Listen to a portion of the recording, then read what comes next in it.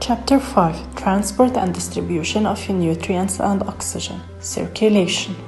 The circulatory system, also called the cardiovascular system, where cardio refers to the heart and vascular to blood vessels. The heart pumps blood, and the blood vessels which carry blood to the body and returns it back to the heart again.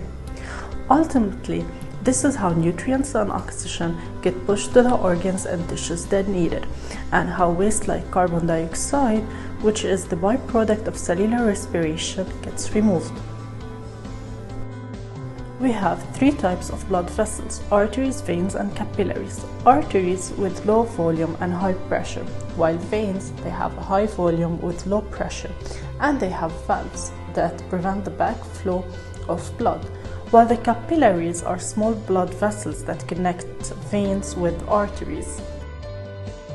So activity 1 in the book is talking about the blood circulation. We see here how arteries and veins are connected with capillaries. The name of the muscular middle layer is myocardium.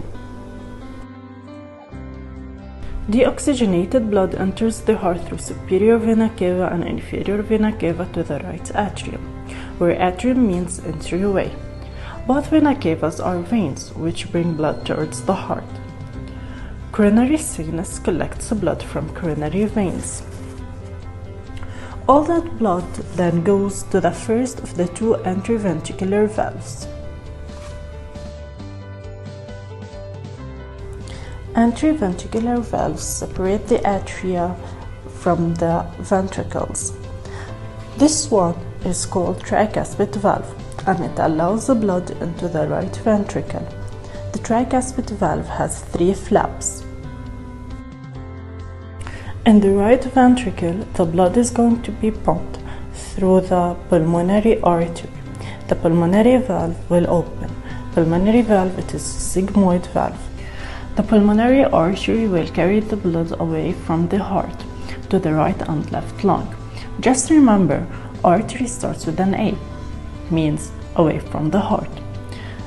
The blood will flow from the pulmonary artery to the arteriole, which is smaller, and then to the capillaries, smallest blood vessels. In the lungs, blood capillaries surround alveoli, small sacs. Now at this point, the carbon dioxide, which is dark in red, will diffuse from the capillary to the alveolus, and oxygen will diffuse from the alveolus to the capillary, giving it a bright red color.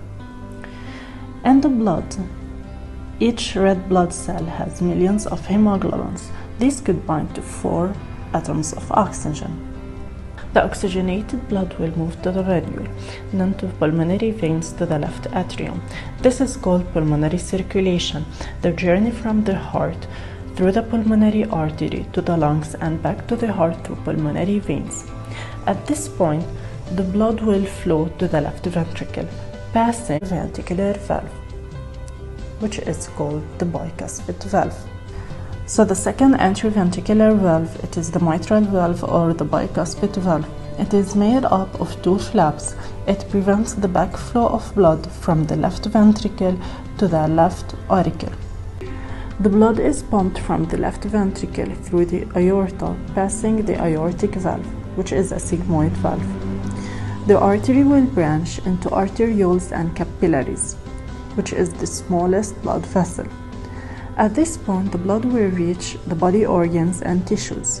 In the cells, carbon dioxide will diffuse from cells to the capillaries, while oxygen will diffuse from the capillaries to the cells.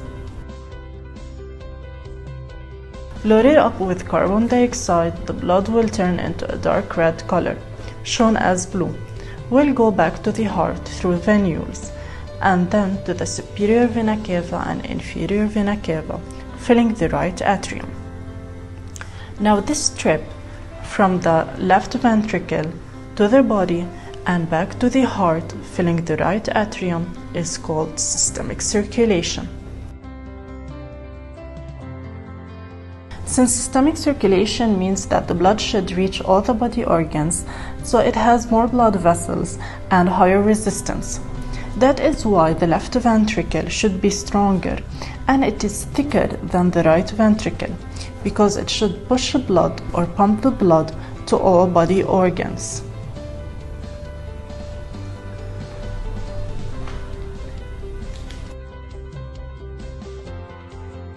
So we have two circulations. The pulmonary circulation starts in the right ventricle, then to the lungs, and then to the left atrium.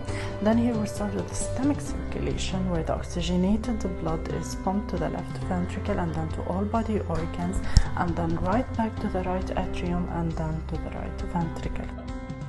Now, activity 2, we are going to talk about the organization of the heart. So the heart is composed of 2 auricles and 2 ventricles.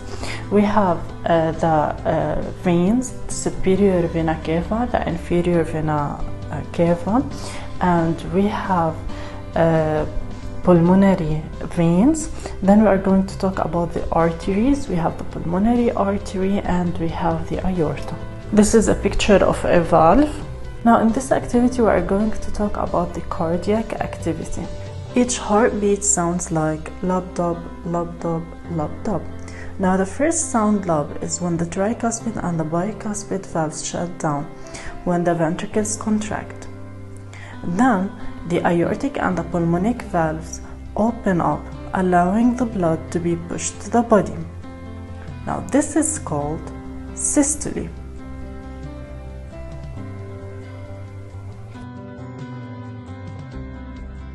Now the second sound is dub, is when the pulmonic and the aortic valves snapping shut, preventing blood from flowing back to the ventricles. This will end the systole.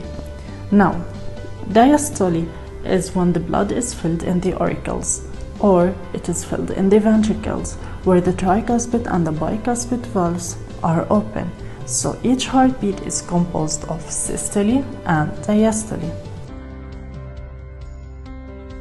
So systole is the blood pressure when squeezing, and it is with higher pressure, while diastole is the blood pressure when it is filling the auricles or the ventricles with lower pressure. Now in this document we are going to look at a normal electrocardiogram, which is the recording of a heartbeat. We are going to see how the auricular systole, we have P. Then we have the ventricular systole, QRS-T. Now beyond T, we have the diastole. Now let's start with the cardiac activity. So again, in the cardiac activity, we are going to talk about the auricular systole, ventricular systole, and general diastole. Now in the diastole, our diastole, it means when the heart is relaxed. So in the diastole, the blood is going to fill the heart. So we have, first of all, when the blood comes from the body organs, it's going to fill the right auricle, or when it comes from the lungs, it's going to fill the left auricle. Also, we have when the blood is going to flow from the auricles to the ventricles. Now you have to know that, again, auricular systole is when the auricles contract and the blood is pushed into the ventricles through the opening of the auricular ventricular valves, and the sigmoid valves are closed.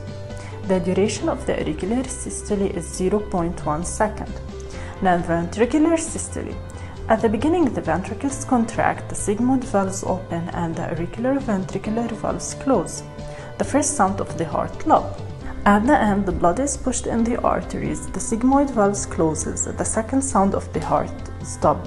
The duration of ventricular systole is 0.3 seconds. Now diastole. The cardiac muscle is relaxed, the auricles are filled with blood by the veins, and the auricular ventricular valves are open.